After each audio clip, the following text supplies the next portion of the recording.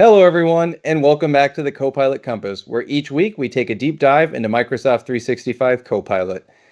As always, I have the pleasure of being joined by my esteemed colleague, fellow Copilot enthusiast, and resident smart guy, Logan. Thanks, Grant. Happy to be here. Logan, why don't you tell the folks at home a little bit more about what they can expect from this week's episode? Yeah, so as always, we're going to get started with our question of the week. And then we're getting into our topic, which is, how Copilot agents actually work. So we're going to be diving into, like, on a more fundamental level, how these, AIs work. So yeah, this should be interesting. I'm excited to get into it. And yeah, make sure you stay tuned to the end for a sneak preview of what we have coming out next. And don't forget to like, subscribe, and comment. Awesome. Let's dive in. Let's do it.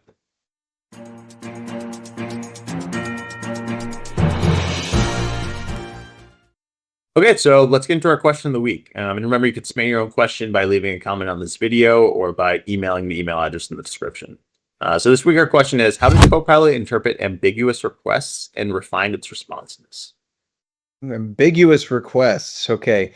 Yeah, I think, one thing that you notice is, especially like when you're early on in Copilot, is you can get frustrated where it's like, hey, why isn't it answering the question I asked? Or, it's like not giving you exactly what you're looking for. I think, like the way I'll address this actually is not so much, I'm gonna kind of sidestep the question here and focus more on like you as a user. So I think many of us, when we are first new to Copilot, we're trying to treat it like we would as if we were doing a Bing search or a Google search, where you're kind of using like keywords, short phrases, like saying project plan for pirate ship, rather than using natural language and saying, hey, Copilot, can you please build me a project plan that's this much in length for a pirate ship? I need to include this, that, and the other, giving that context. So I think a lot of times, like especially those of you that are new and are in that phase where you are prompting it, you're not getting the results you're looking for, and you're getting frustrated. I have two pieces of advice for you. One is, go back a couple episodes back. We discussed how to structure a prompt and talked about like the art of a prompt. But take a look at that and then just like vet those four components of a prompt against what you've given Copilot and see, because a lot of times it's not a Copilot issue. It's just that you haven't quite given it exactly the guidance that it needs. You might need to be more specific on the sources you want it to pull from, or be more specific on the format that you want it to provide you with a response for, or the audience for that response. Giving it that additional context will really help make sure you're getting the results you're looking for. The other piece of advice is, I do think oftentimes, especially with like something where you're looking for something very specific, like, maybe a project plan, where you wanted to have certain components, like you are probably going to give it several prompts. Like you're not redoing the same prompt, but it's more like giving it, you've seen the result it gave you and you realized, okay, shoot, you know what? I also want it to include a risk register. And so then you tell it, hey, please include this information in there. And so you're kind of coaching it along the way to build that material. But if you're getting to a point where it's like, you're stuck, you're giving it response or like guidance, it's not quite capturing what you're looking for, rather than trying to continue to prompt it in that same instance, what can be really helpful is to just click that new chat button and just refresh the whole conversation and start over. So yeah, I realize I definitely have not directly answered the question. Talked more a little bit about what you do with when you're getting ambiguous responses and kind of the user experience there. But Logan, turn it over to you. I don't know if you want to try to more directly answer the question, or if you want to just piggyback on what I said. But yeah, your thoughts, please. Yeah. I mean, kind of going off what you're talking about, I have noticed that Copilot will sometimes ask for more information, right? If you are giving Yeah, it that ambiguous yeah, request, yeah. sometimes it'll, give you that little buffer room and be like, hey, I kind of need some of these other things. And I've honestly noticed that happening more recently. I don't know if Microsoft is doing something behind the scenes, and I'm sure it'll only get better with time, but Copilot will kind of guide you to giving it a good prompt. Yeah. With that said, obviously, you can skip out that step by, following good prompting guidelines, which you're talking about before. So yeah. That was a good point. I'll use a extremely non-technical analogy here, but I'm coaching my little league my son's little league baseball team, and I think like to use this as an example, like if I tell a player, I say, hey, run to first base. What Copilot's going to do is, if it doesn't know where first base is it's going to run And then by the time it's ran and stopped, it's going to say, hey, Grant, I ran. I'm not entirely sure if this is first base. If I've misunderstood, please let me know which base I should go to. Like it's going to, it's not just going to say like, hey, I can't give you a response. I need this information first. It's going to take its best stab at it and kind of give it a try. And then it will say, like, hey, if you want me to rely on specific sources, let me know, like those types of things. So that's another really good point, because I think a lot of times people are going directly to the answer, like especially if you're asking it for something like a plan or, like an outline for something. What Copilot will usually do is it kind of gives you like this introductory sentence of like, here is a plan that you've asked for, and then there'll be like a little kind of gray line that runs through it, and then there's the response, like the meat of the, that conversation, and then below it there'll be another line, and then kind of like some subtext almost that's more like, that guidance. And I think a lot of times too, people do skip over that, but it can be helpful because it can tell you, suggest for you what you might tell Copilot to make the response even better and more specific to what you're looking for. So, all right. I don't know if I should say good question or not, because we didn't really answer the question, but I think it was a good conversation, we'll say. Yes, so absolutely. all right, let's pivot away from all the Little League analogies here for now, and let's talk about how agents work. Sound good? Cool. Yeah, let's do it.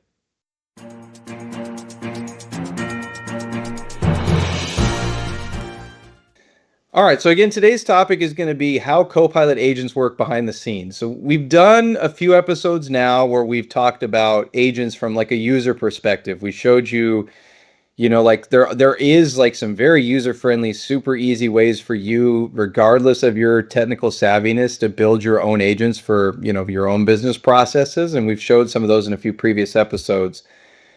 But what we're going to do today is talk about how agents work. And we thought the time of this was good because Microsoft is pushing out more of these featured agents, as well as other third-party agents that are ready to deploy right there in Copilot. And so we're going to explain at a very high level and a very non-technical level how they work.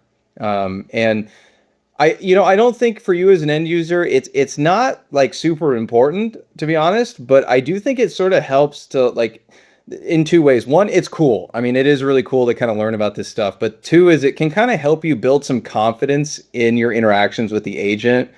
I know, like, as I was first exposed to like bots and agentic AI, there's a lot of kind of, okay, this is cool, but you're second guessing it the whole time. It's like a doctor that you don't trust. You're kind of asking, are we sure this is right? You're not just taking it for granted, or taking it, you're taking the response with a grain of salt, as the phrase goes. So we'll talk a little bit about kind of what is happening behind the scenes, like how agents interact with data, how you as a user interact with agents, where Copilot and Copilot Studio come into play in that. We'll also break down how agents operate. We'll talk about some of the key phrases you may have heard before but don't know a lot about, like orchestrator, skills, knowledge, autonomy, things like that. And then, we'll just kind of show you how it works and talk about those core concepts. So we don't have demos per se today. We do have a couple of slides. So we'll go ahead and dive in and walk through those visuals with you. Well, let's do it.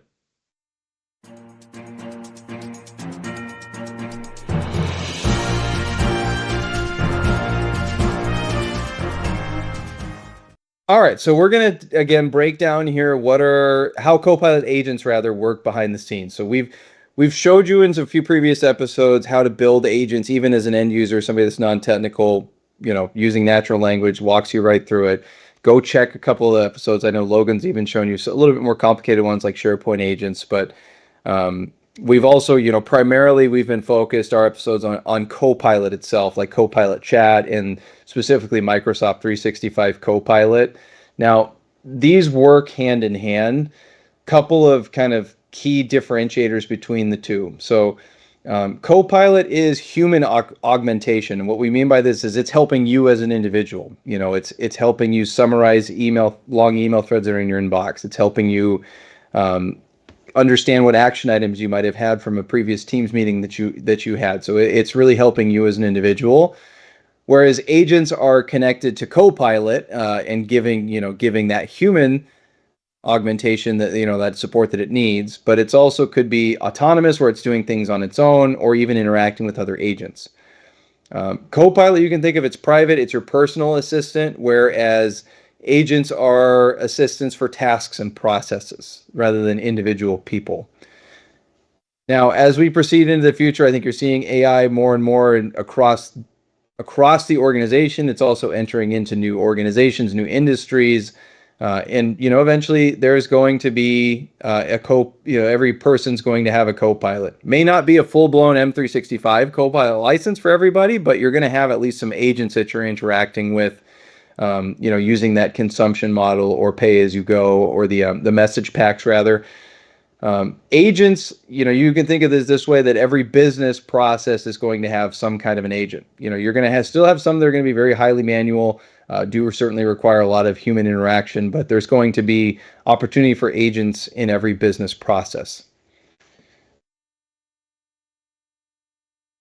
All right, so how does this look for you as a user? So we showed some featured agents last week, and we kind of showed you how to add things like the researcher directly into your Copilot instance in Teams.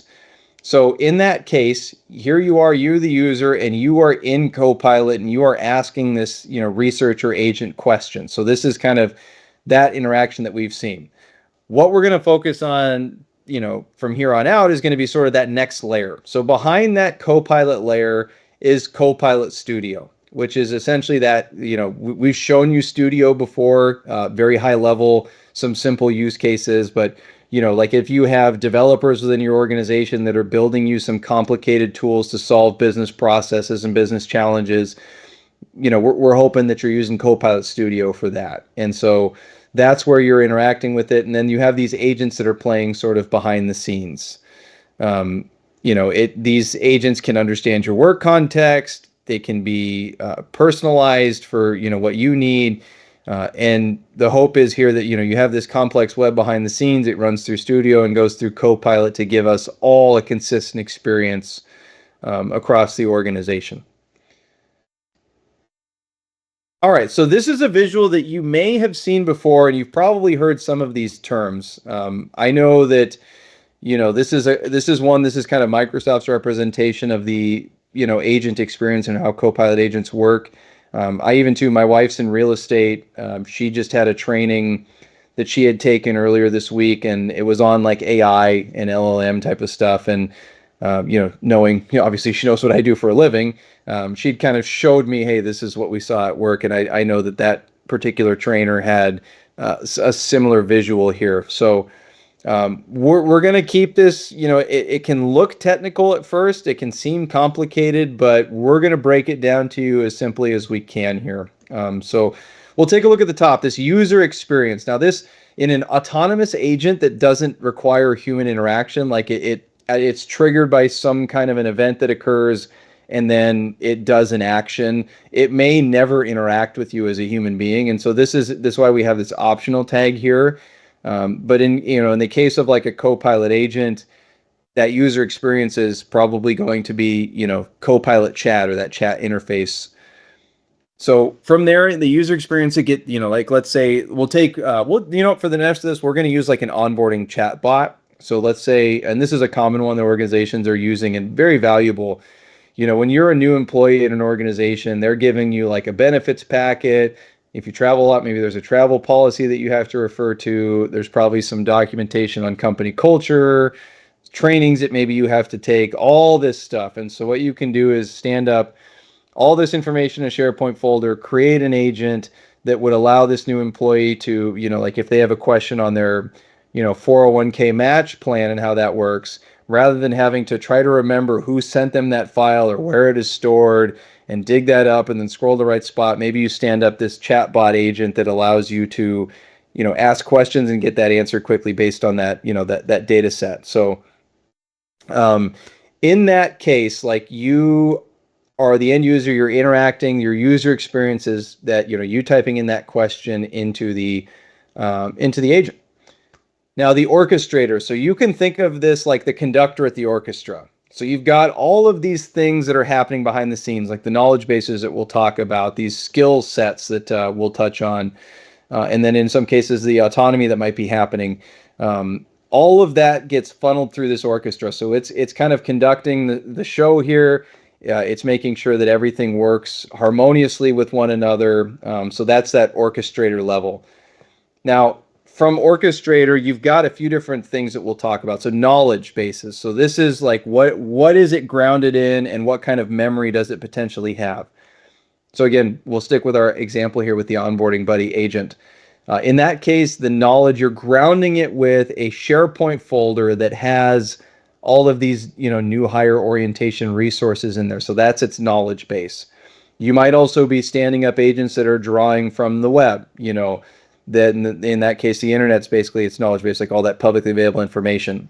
We talked earlier about the agent that's helping you with standing up doing customer research, as you're preparing to meet with a customer for the first time.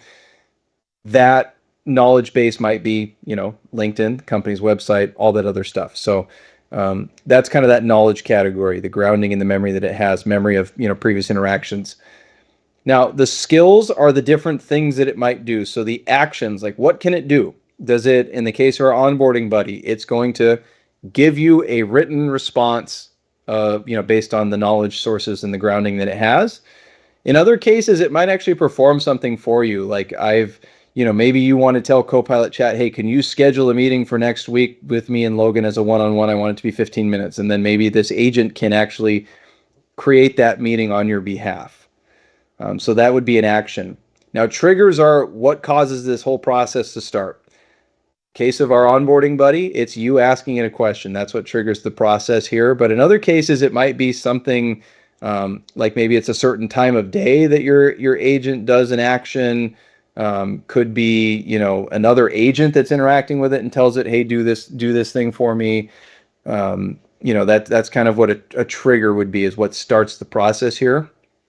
And then workflows is just, we've got all these actions that are happening. What does the process look like? Like, do I first, a perfect example here, let's say we've got a meeting agent that, I need to schedule a meeting room. Like maybe we only have certain number of larger meeting conference rooms for like 8 people or more type of meetings. You might stand up an agent that would make that whole scheduling process easier, where you tell it, here's who needs to attend. Here's the number of people. Here's do we need to have a projector or not? Do we need to be able to dial in other people from through a Teams call or not? So you have this agent, and it's going to do several things for you when it's time to schedule a meeting. It's going to block off the calendar for that particular meeting room. It's going to send the Teams invite with the meeting link if that's required to all the people that are attending.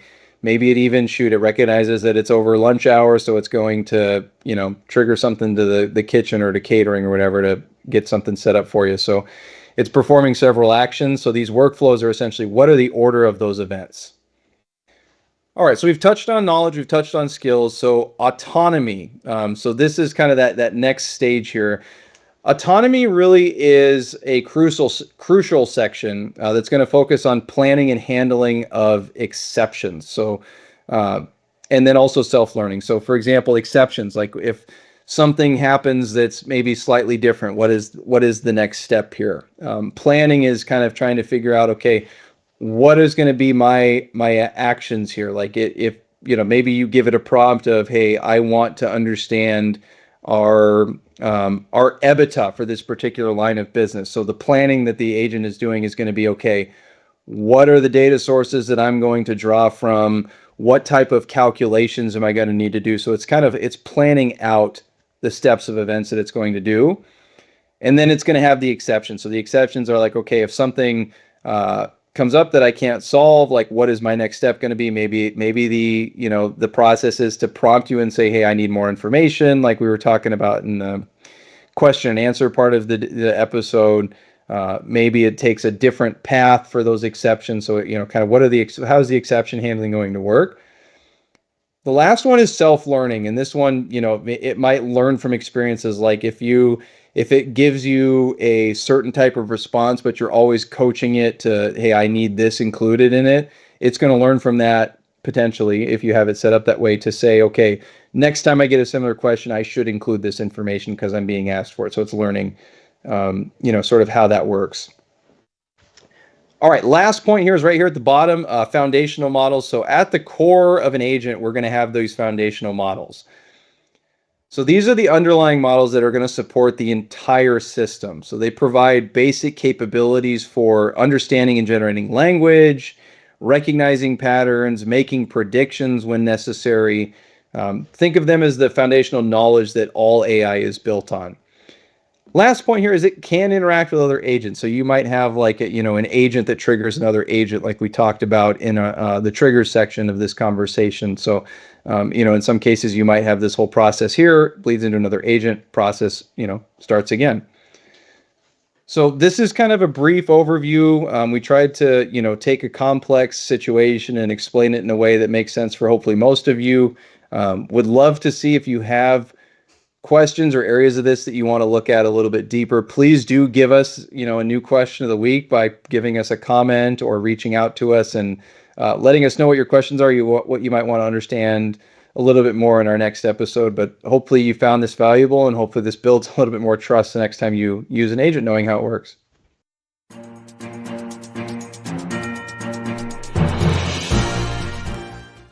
In today's episode of the Copilot Compass, we talked to you about the behind the scenes, kind of pulled open the curtain, if you will, on Copilot agents. So we talked to you about, the user experience of you interacting with an agent, and then sort of, what the agent is doing behind the scenes. We talked to you a little bit about some common terms you may have seen, like orchestrator, knowledge, grounding, autonomy, stuff like that. So tried to break those down for you in simple terms, give you enough to understand conceptually how it works without giving you so much that it complicates you. So hopefully you found some of that valuable.